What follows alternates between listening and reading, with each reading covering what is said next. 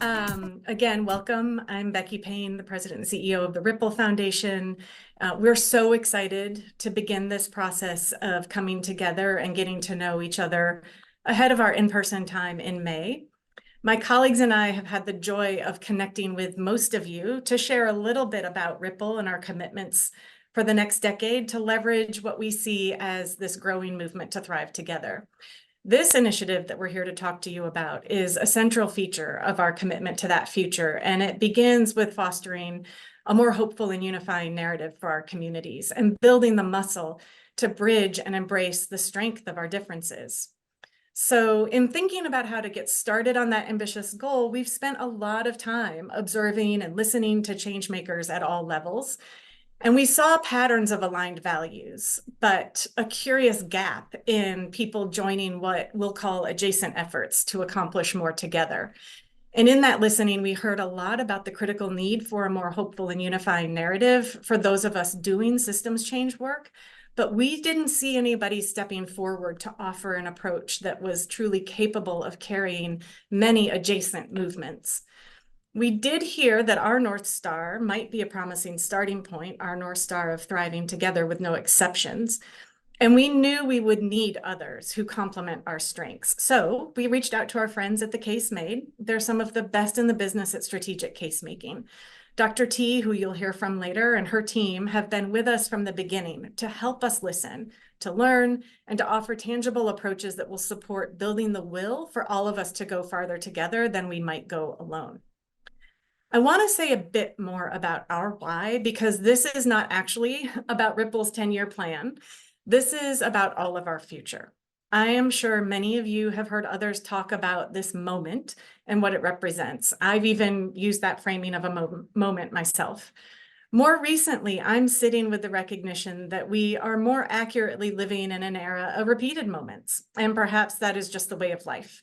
There are no shortage of causes and change agendas to join, and yet we find many of our communities fractured into more and more narrow issues. The result is powerful assets are sidelined because many of us don't see leaders, organizations, or even everyday people talking about a future that is for all of us, that aligns with the future we want for ourselves and future generations. We know through conversations and connections with people all over the country, many of you on this call actually, that our causes and the individuals working for change share much more in common than not. And yet somehow we keep falling short on our ability to coalesce enough will to make real progress. Progress that reflects the true potential of all the good ideas, the smart people, and the human potential being poured into these efforts. You will see today and when we're together in May that our entire board and staff at the foundation are participating in this work. That is because we've decided the next best investment we can make as a foundation committed to fostering a future where we can all thrive together is to set about building that missing capacity for building the will to thrive. We're serious about helping seemingly different fields who share our vision for the future come together and helping each of you find each other. And we're deeply committed to bridging networks and fostering the capacity to bring that ambitious vision for future generations closer to reality. We know together we are capable of making a big play toward a more unified, hopeful, and equitable social contract that fosters the health and well-being of all of us. In our view, it starts with building our muscle to listen, to see our shared values, and start building that will together. So this is where you all come in. Each and every one of you has devoted your time, your talents, your significant passion to improving the human condition.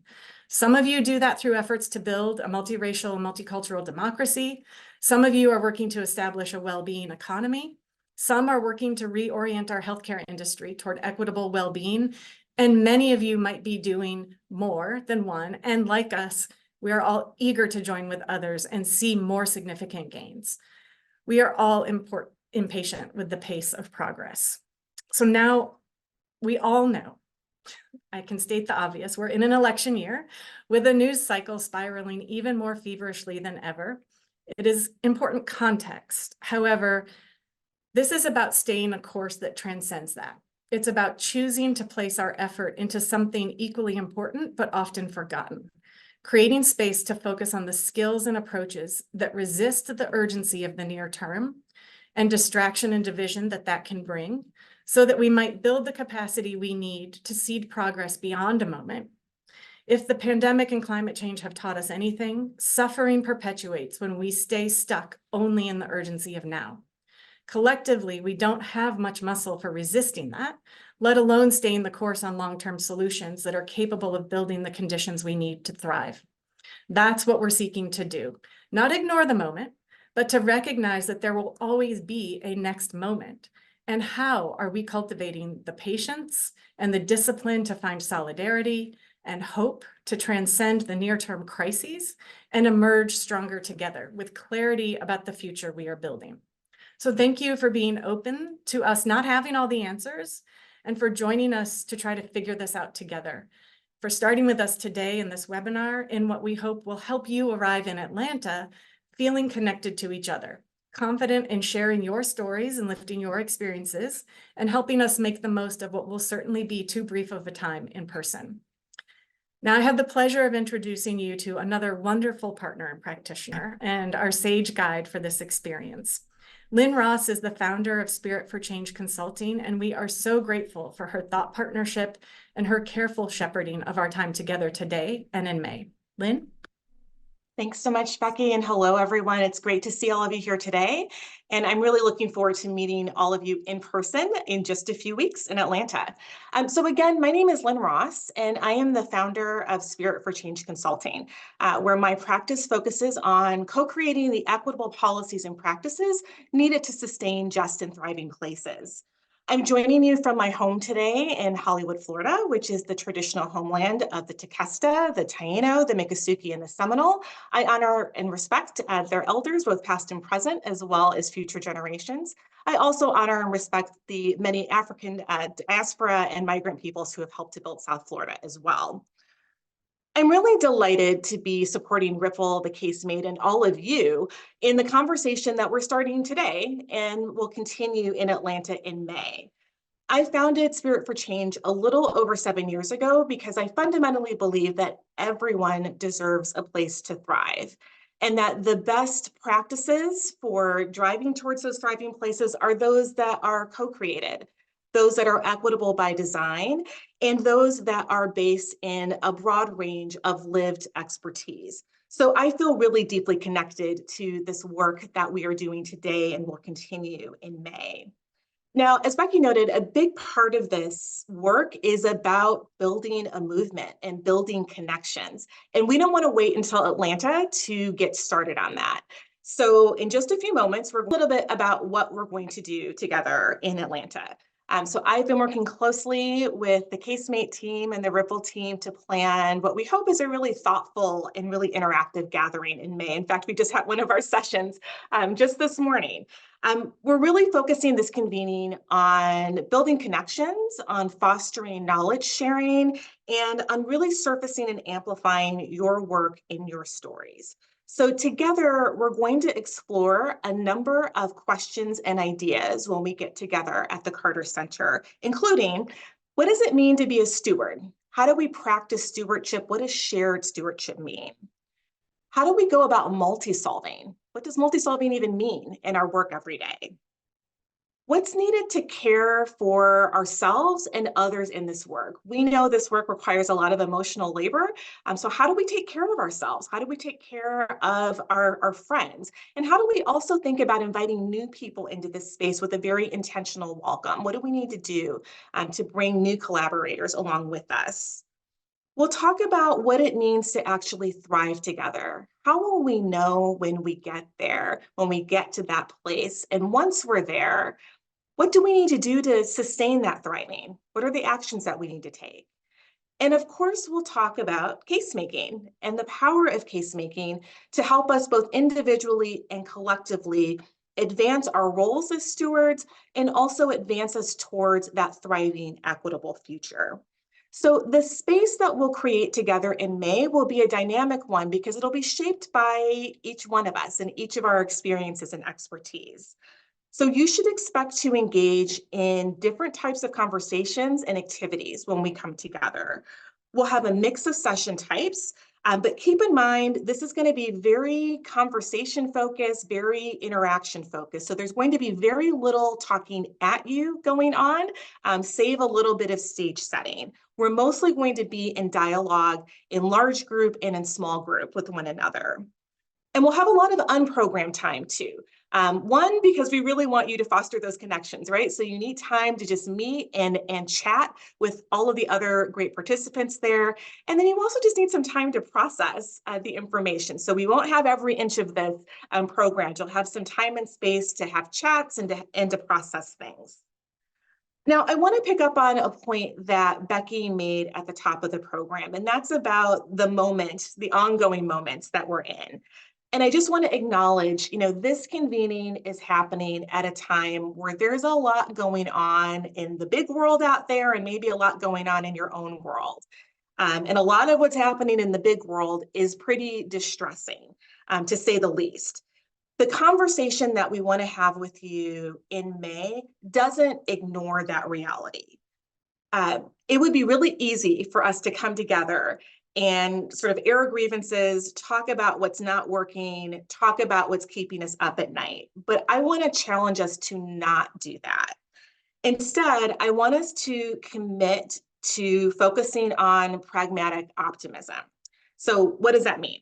That means we're not going to forget all the things that are happening in the big world outside. We're not going to forget that reality. But in the space that we create together in May, I want us to focus on what is working. What's working right now? What needs more exploration?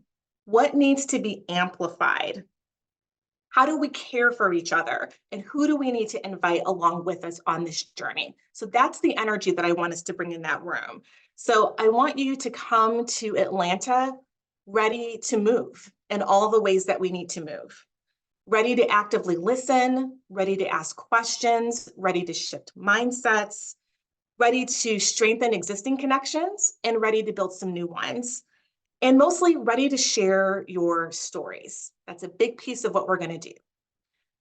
On the note of story sharing, in addition to sharing them in the context of the convening, we're going to have a special opportunity available as well. We're going to have a video story booth available for stewards.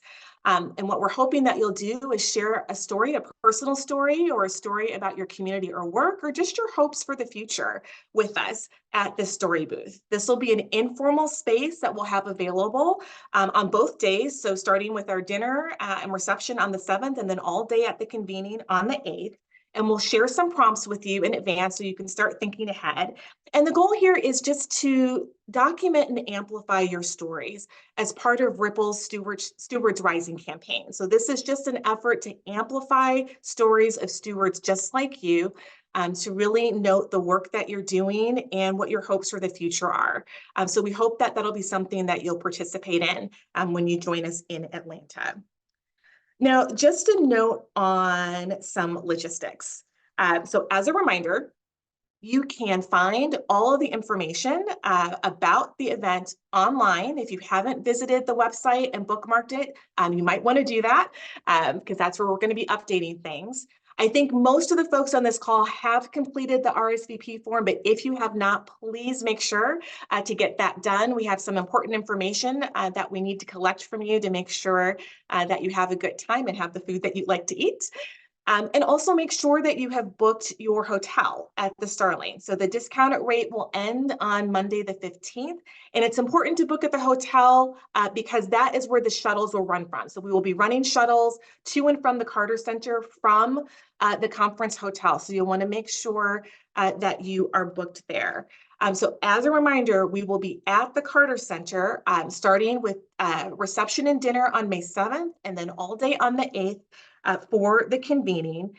For those of you who are going to be arriving earlier in the day on the 7th, there is an opportunity to go on a tour of the Carter Center.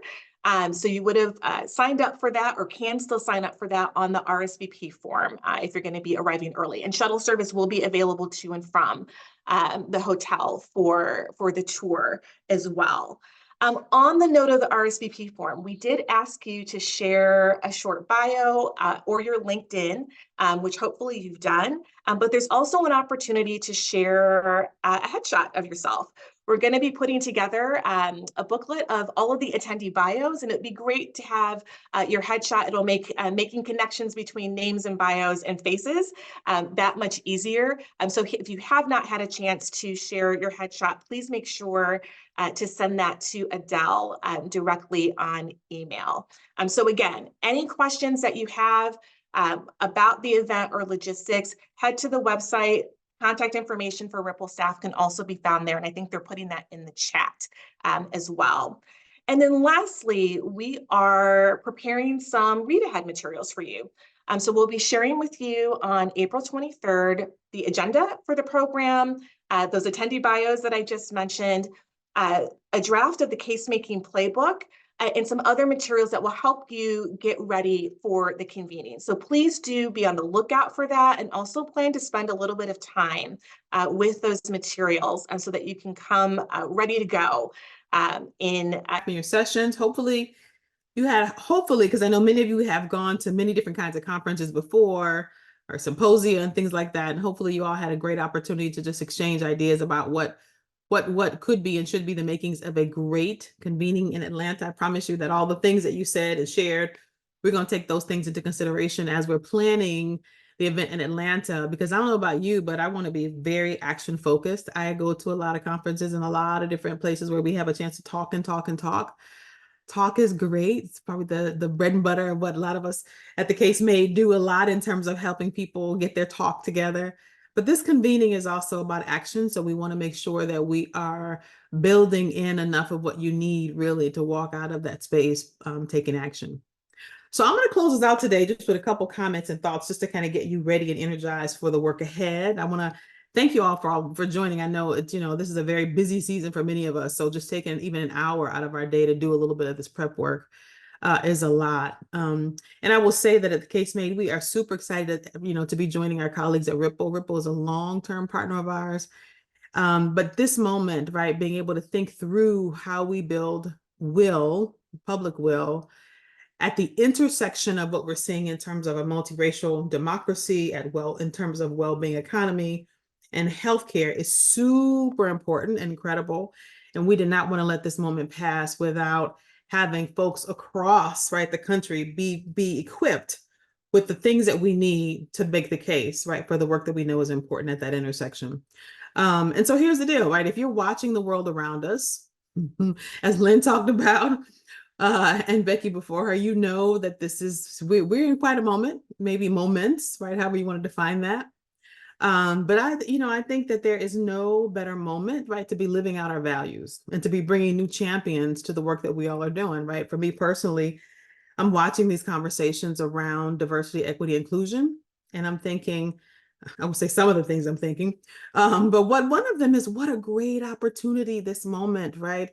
To really be talking about why it matters that we are redressing the challenges of our past and trying to live into a very different future, right? I'm watching the conversations and the issues around women's reproductive health, and I'm saying, what a great moment to be talking about what we need to lift up our health, right, in that space. What a great moment to be thinking about what's happening at our borders and talking about it. What a great moment to be lifting up children's health, right, and talking about what we need to ensure the future of our kids.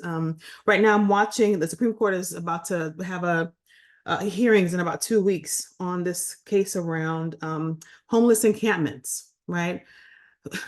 Debating the decision about whether or not you can criminalize and arrest people on the street who are without shelter when we don't make shelter available for them. Is that right? The logic of that, right? And what I will say to you is that when the Supreme Court holds its hearings in about 2 weeks, every major news outlet in the country, right, will be putting a microphone in people's faces in every community, asking them this question, right? What is our responsibility to folks who are unsheltered? What does that look like? What does it sound like? This is the moment, folks, to be thoughtful about how we bring people forward in those conversations, to be thinking about how we bring people forward who otherwise would not be hearing this message. We got a megaphone, right, to have these conversations. And so if you're looking for I would say, the bright light or the moment, right, in these conversations. This is it. You don't get a better moment than this to be reframing a conversation that is terribly, right, sideways at the moment, to put that back on its tracks. And so there's so many opportunities. I know many of you are working on different parts of what's happening in health and multiracial democracy and thinking about the healthcare system. But listen, folks, we won't get a better opportunity to engage our fellow neighbors, friends, colleagues, et cetera, around the issues that we care about. And so that's essentially the core of what we do with the CaseMade, but it's also the core of why I think this convening is so well placed to bring us together to talk about what are the things that are tough, right, that we need to talk about, but also what are the opportunities, right, to leverage points of intersection and bring people forward.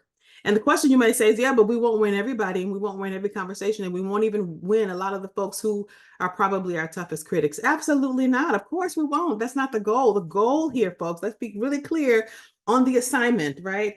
The goal is to start to peel off some of these bystanders, the folks who are sitting on the sidelines who agree with a lot of what we're talking about, but are too nervous, afraid, anxious, right? To come forward, to stand up and say, you know what, actually, there's a better way to do this. And what I do know is arresting people for not having home when we don't provide something, right? It's probably not the best way to handle what we're seeing play out in our streets. So this is the moment. I wanted to share a little bit of a story that I saw online, hopefully to close us out here.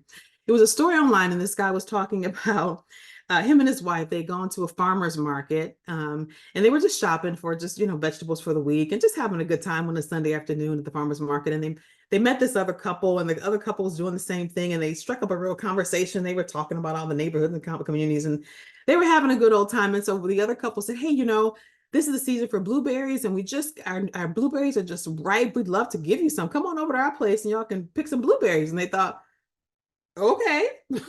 So they go over to the couple's house. They're outside picking blueberries, having a good time, talking. They bring the blueberries back in the house when they finish picking them, and they're washing them off, right? So they can take them home. And then something happened. Somebody said something. He said, I don't even remember exactly what the specific words were, but something happened. And we realized we were on different sides of the political aisle from each other. And everything in the room just stopped. And he said, in that moment, we kind of had to make an implicit decision, right? Were we going to kind of continue to have, right, to build a relationship with people that we were really enjoying, or let the sort of political divide of who we think we are on these political, endpoints break up a really good opportunity to build a relationship with somebody we're really enjoying. And he said, in that moment, nobody said anything in particular, but we decided to lean into the relationship. And he said, now I think we just engage with our friends and have blueberry politics, right? We've just decided that. I say that story, I tell you that story for two reasons. Number one, we need more opportunities for blueberry politics. Moments where the relationships that we're building in communities across this country are just so good and so yummy. They're just so yummy, right? That we just, right, that feels more important than even the things that, right, that we think we're divided on, right? That we just are leaning into each other because we care about our kids and we care about our future. And we just want to have, right, those conversations where the world just looks a lot different over blueberries. The second thing is because there's something about being rooted. There's something about the rootedness of things that take place in the unlikeliest places, right? And that's really the theme for if I were to say that the theme of the conference, right, is that there's just some wonderful yumminess that's taking place, that's getting rooted in communities and places that we're not talking about. We're not even supporting all of that good, yummy sort of rootedness, and we should be. So when Lynn talked about having you come and think about not all the stuff that's going wrong. Well, listen, the news every night is doing a great job of telling us everything wrong with everybody in the world. And right, they got that covered. So let's cover some different ground at our convening. Let's talk about what's working, what can be leveraged to grow the stuff, right? That's really about the relationships that we're building with each other, and have that take root. And talking about how can we sort of what we call depave or break up the concrete around it, right? And really live into what is yummy, what is about those relationships. So we are reframing the moment. here. As we come into our session in Atlanta, we are breaking up the concrete around the stuff that, in terms of stuff that's hard, right? And living into the stuff that really just needs more life. It needs more space to bloom. It needs more blueberry politics. So I hope that you are excited, that you're going to come prepared with us in Atlanta to have some blueberry politics, right? And to really think about what is taking root in your communities that needs life, that needs scale, that needs some good case making. And if you'll do that, we're in good shape for Atlanta. So we will see you there. That's the end of our session for today. Have at it, folks. Can't wait to see you in a couple weeks. Bye-bye, everybody.